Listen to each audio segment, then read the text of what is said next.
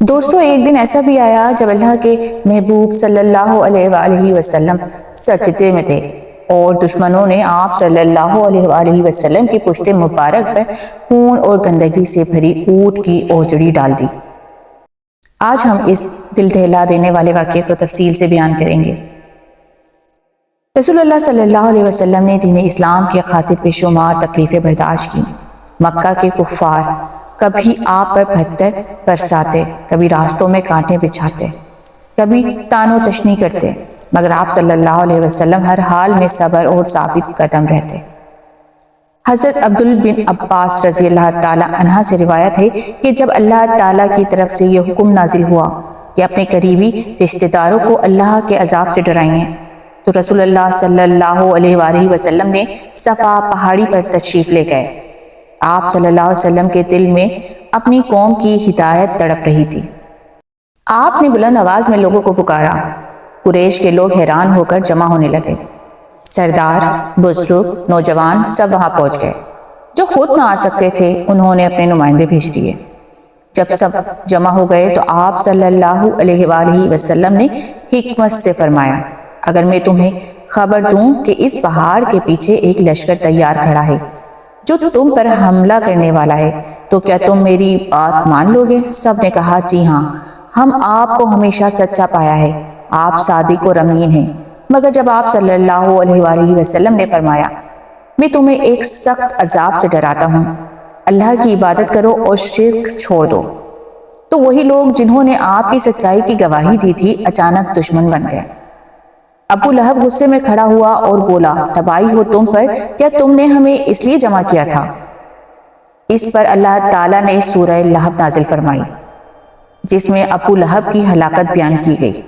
ابو لہب کی دشمنی صرف زبان تک محدود نہ تھی، اس نے اپنے بیٹوں کو حکم دیا کہ وہ رسول اللہ صلی اللہ علیہ وآلہ وسلم کی بیٹیوں سیدہ رقیہ رضی اللہ تعالی عنہ اور سیدہ ام کلثوم رضی اللہ تعالی عنہ کو طلاق دے دیں۔ انہوں نے ایسے ہی کیا، بلکہ عتبیہ نے گستاخی بھی کی، مگر ظلم کی انتہا ابھی باقی تھی۔ ایک دن رسول اللہ صلی اللہ علیہ وسلم نے خانہ کعبہ کے قریب نماز ادا کر رہے تھے۔ آپ صلی اللہ علیہ وآلہ وسلم سجدے میں تھے، پیشانی زمین پر تھی اور دل اللہ کی بارگاہ میں جھکا ہوا تھا۔ قریش کے چند سردار، جن میں ابو جہل بھی شامل تھا، ایک طرف بیٹھے ہنس رہے تھے۔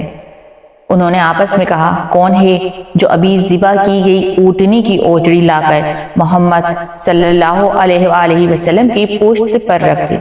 جب وہ سجدے میں جائیں، ایک بدبخت شخص اٹھا اور خون اور گندگی سے بھری اوجڑی لے آیا۔ جیسے ہی نبی صلی اللہ علیہ وآلہ وسلم سجدے میں گئے، اس نے وہ اوجڑی آپ صلی اللہ علیہ وسلم کی مبارک پشت پر ڈال دی۔ وہ اتنی وزنی تھی کہ آپ فوراً سر نہ اٹھا سکے۔ صحابہ اکرام رضی اللہ تعالی عنہ میں سے حضرت عبداللہ بن مسعود رضی اللہ تعالی عنہ یہ منظر دیکھ رہے تھے۔ وہ فرماتے ہیں، میں یہ سب دیکھ رہا تھا مگر بے بس تھا، کاش میرے پاس اتنی طاقت ہوتی کہ میں انہیں روک لیتا۔ ادھر کفار کہے لگا رہے تھے۔ اس دوران ایک ننھی سی بچی دوڑتی ہوئی آئی، وہ تھی حضرت فاطمہ زہرا رضی اللہ تعالی عنہ۔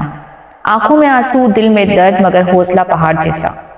انہوں نے اپنے چھوٹے ہاتھوں سے وہ گندگی ہٹائی اور اپنے والد محترم کو سہارا دیا۔